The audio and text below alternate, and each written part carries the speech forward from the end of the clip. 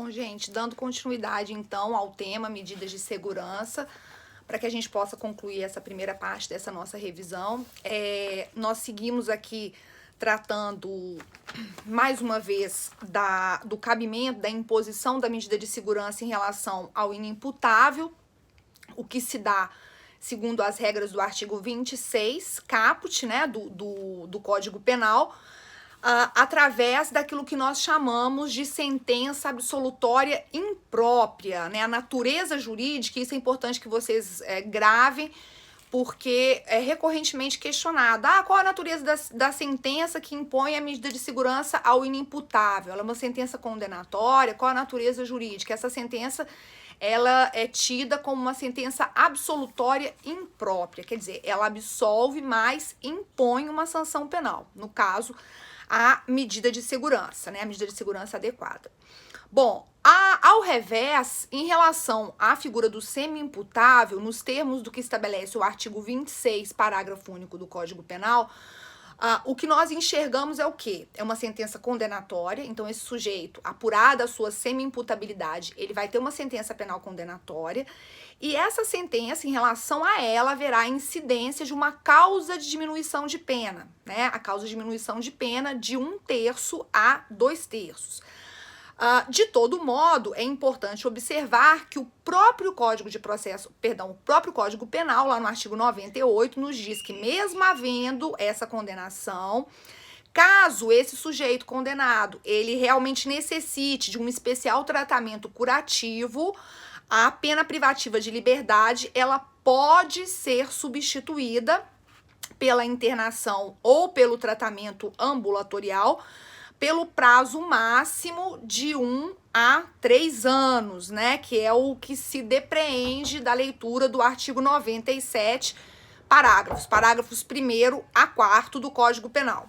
E aí observem, portanto, que a regra aqui em relação ao semi-imputável é a existência de uma sentença penal condenatória com a incidência da causa de diminuição de pena e, eventualmente, em sendo necessário,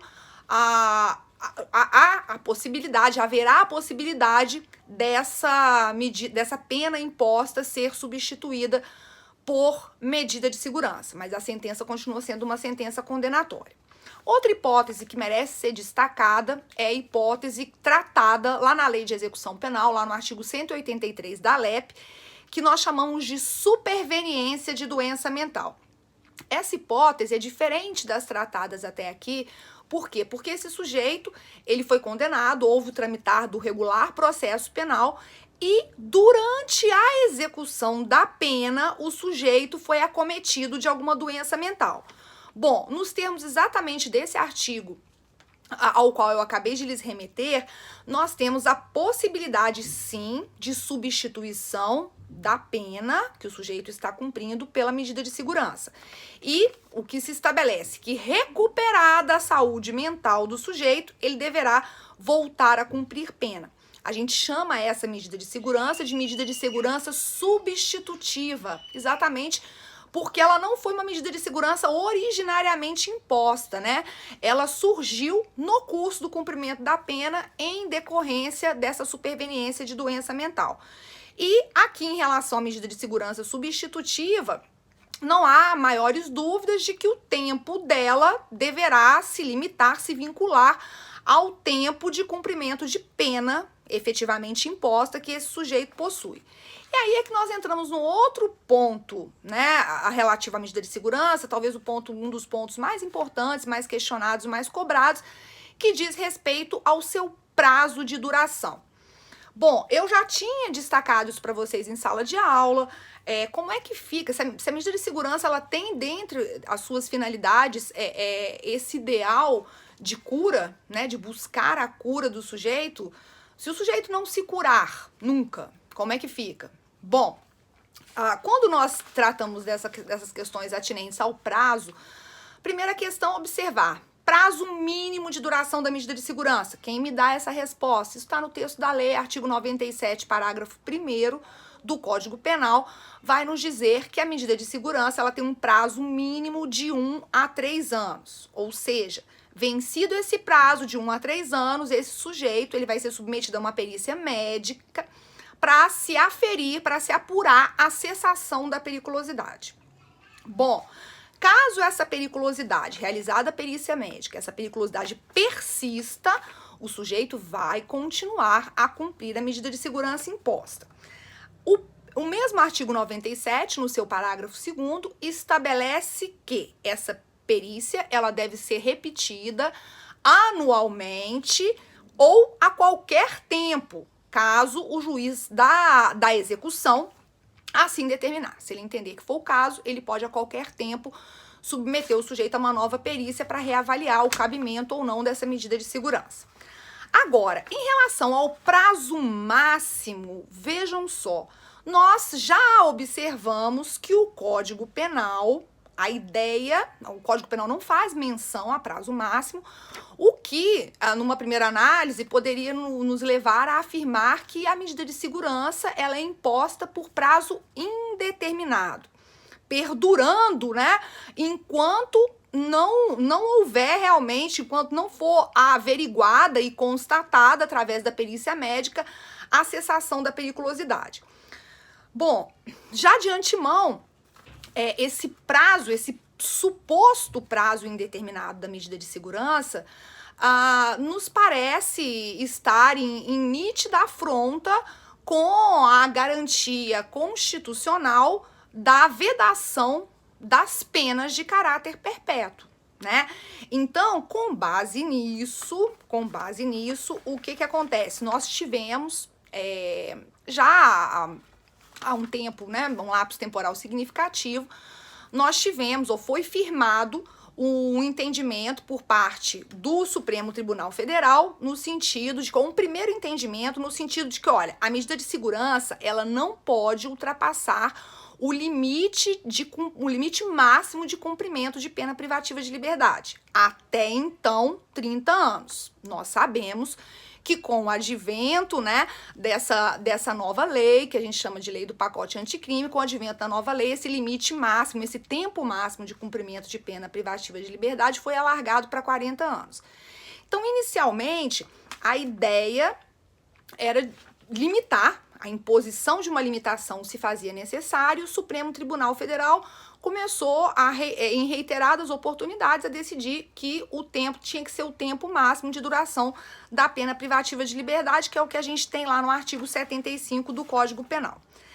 Bom, o STJ, por sua vez, ele começou a decidir de uma maneira ainda mais favorável, né? E num posicionamento que a gente pode falar que se trata de um posicionamento ainda mais garantista, um posicionamento que realmente se baseia nesses preceitos de isonomia, de proporcionalidade, que são princípios consagrados, né, inclusive lá no nosso rol de direitos e garantias fundamentais. Então, o STJ, ele sumulou essa matéria, nós temos a súmula 527 do STJ, dizendo exatamente que o tempo de duração da medida de segurança não pode ultrapassar o limite máximo da pena abstratamente cominada ao delito. Então, se eu tô diante de um crime, vamos pegar o homicídio qualificado, né? Eu tenho uma pena lá de 12 a 30 anos, o sujeito que eventualmente tenha praticado fato típico e ilícito e que a ele tenha havido a imposição de uma medida de segurança, ele teria que, na pior das hipóteses, quer dizer, o prazo máximo, o limite temporal máximo em relação ao qual seria admissível o cumprimento da medida de segurança, seria esse limite, no caso aí de 30 anos. Estou falando 30 anos por causa do homicídio, que é a pena máxima combinada em abstrato para aquela infração penal, tá? Esse é o entendimento sumulado pelo STJ.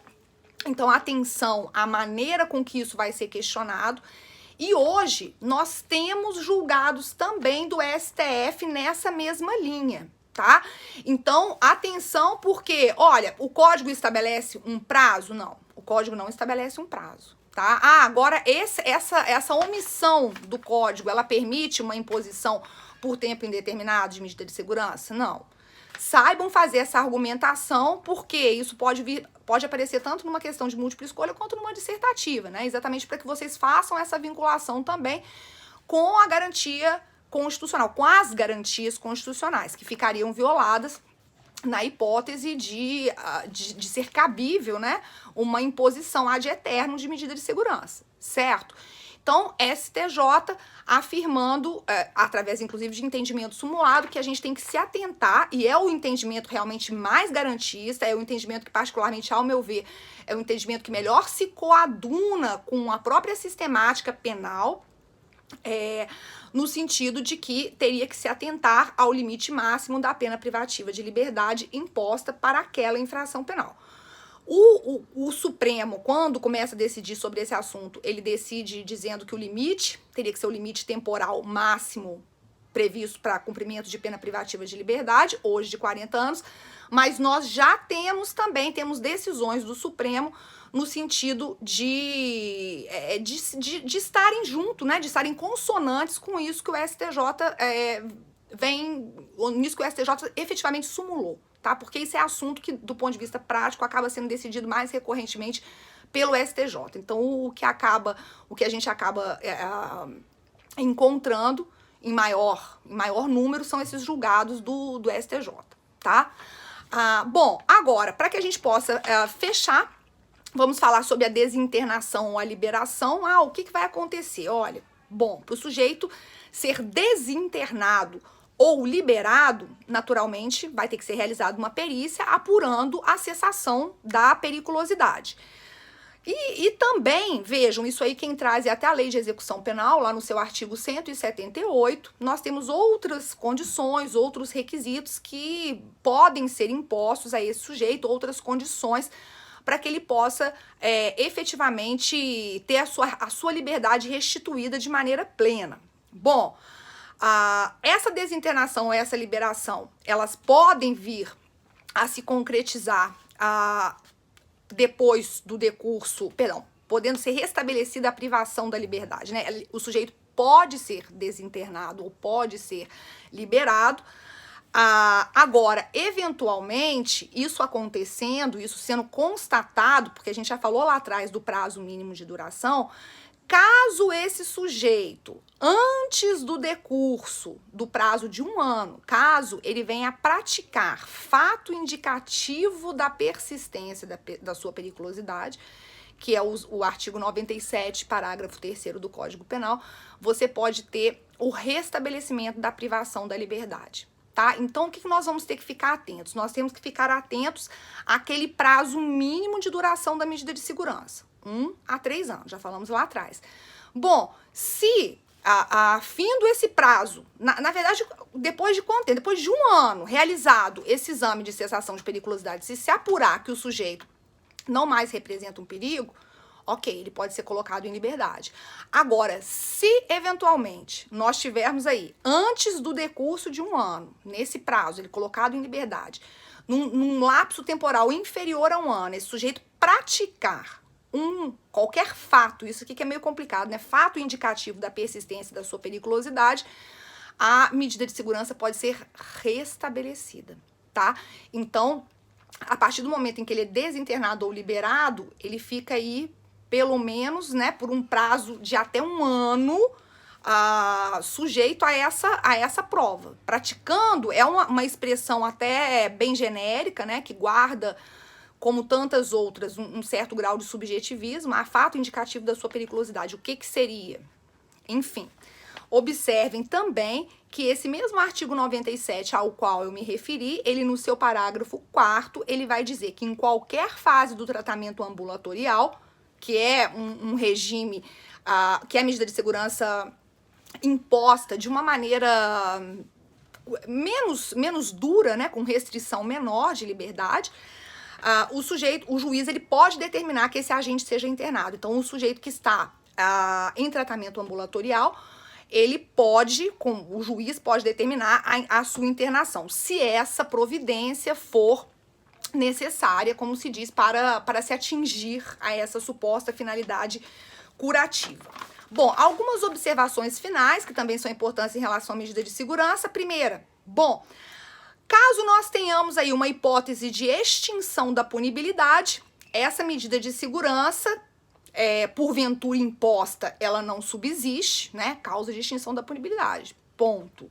A medida porventura imposta, ela não subsiste e caso você esteja no tramitar do processo, houve a extinção da punibilidade, acabou. Não vai se impor medida de segurança, tá? Então, com extinção da punibilidade, dependendo do momento em que isso acontecer, ou não se impõe a medida, ou aquela medida que foi imposta, ela não irá subsistir. Isso, inclusive, também parece um tanto quanto lógico, mas isso consta textualmente do Código Penal. Lá no artigo 96, parágrafo único, a gente tem essa previsão.